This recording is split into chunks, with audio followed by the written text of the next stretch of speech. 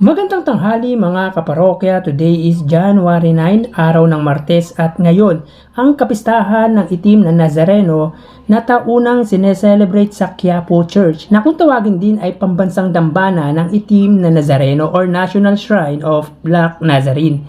Mga kaparokya, inyo na namang masasaksihan ang panibagong yugto ng ating online views update ng tatlong noontime show dito sa ating bansa, ang tahanang pinakamasaya, ang Eat Bulaga at ang Eat Showtime. At bago natin simulan ay hinihiling ko na pakisubscribe ang aking YouTube channel, pakiclick ang bell notification icon para lagi kayong updated sa mga bagong video na ilalabas ko. Mga kaparokya, pan-checking sa Facebook page ng Lion Here TV ay may nakita tayong post ni Henyo Master patungkol sa Eat Bulaga kung saan may hawak siyang lobster. Ayon dito sa post niya ay Eat Bulaga na ang tanghaliang pinakamasarap. So talagang mapag-iisip ka kung may patama ba yung post na yon ni Henyo Master. Siyempre, kung hindi ka naman panatiko ng TVJ at ng Eat Bulaga, iisipin mo na patama ito sa katapat na programa. Knowing Joey De Leon ay mahilig ito sa double meaning at palaro-laro ng letra at numbers. Kaya kung hindi mo iintindihin ng mabuti ay mapapaisip ka kung may pinapatamaan ba talaga siya o wala. Anyways, ang Eat Bulaga ay ang pinakamasarap kasama sa pananghalian dahil nagbibigay ito ng tuwa't saya sa ating buhay. Kaya yung buong bansa nagkakaisa sa tuwa't saya na kanilang dala, lalo na sa pananghalian mo ay lobster ang nakahain sa hapagkainan nyo. Kayo, ano yung take nyo sa post ni Henyo Master Joey De Leon? Please comment down below po. Samantala, ito naman ang TV ratings na lumabas nitong nagdaang Huwebes, January 4. Ang tahanang pinakamasaya ay may 3.3%, ang Eat Showtime ay may 3.4% at ang Eat Bulaga ay may 4.3%. So makikita dito na nanguna ang Eat Bulaga ng Tito Vic and Joey, pumangalawa ang Eat Showtime at pumangatlo ang tahanang pinakamasaya ng Tape Incorporated.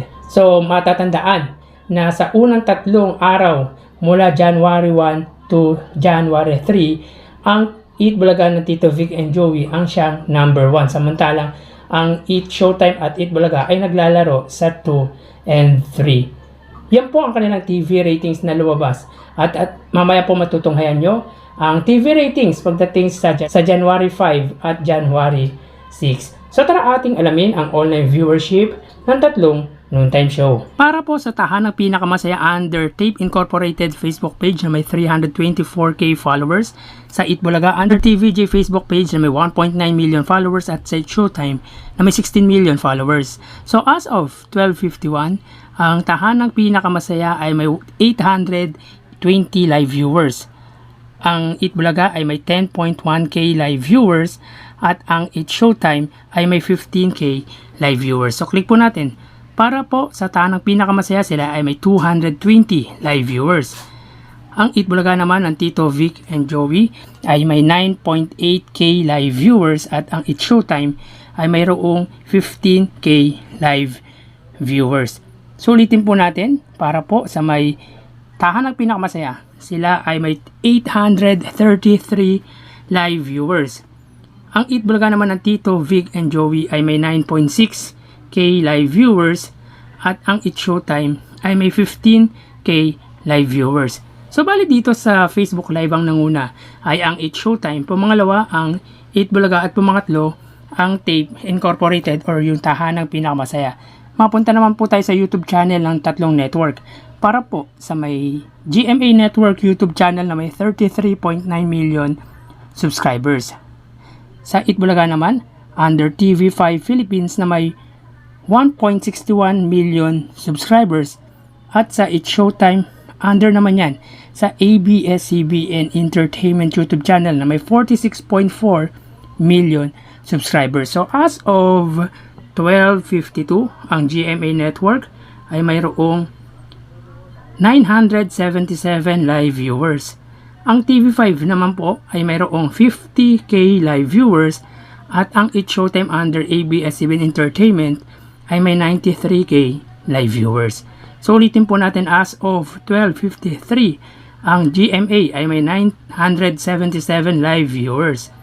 Ang TV5 naman po ay may 50k live viewers at ang ABS-CBN ay may 93k live viewers. So bali dito sa TV Network YouTube channel ang nanguna ay ang ABS-CBN, pumangalawa ang TV5 at pumangatlo ang GMA Network. So mapunta naman po tayo sa main YouTube channel ng Tatlong Noontime Show para po sa Itbulaga. Under po yan sa TVJ YouTube channel na may 783k subscribers. Sa 8 Showtime naman under ABS-CBN 8 Showtime na may 1.96 million subscribers. So as of 12:53 ang Itbulaga ay mayroong 53k live viewers.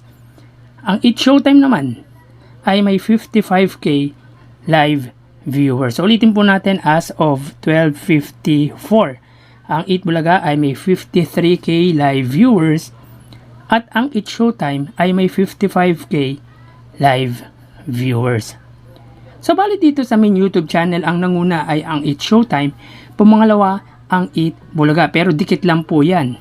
Bali, ang total na nakuha ng Itbulaga ay may 103k live viewers. So 103,000 live viewers, samantalang ang 8 Showtime naman ay nakakuha ng 148,000 live viewers. So again, ang Itbulaga ay may 103,000 live viewers at ang 8 Showtime ay 148,000 live viewers.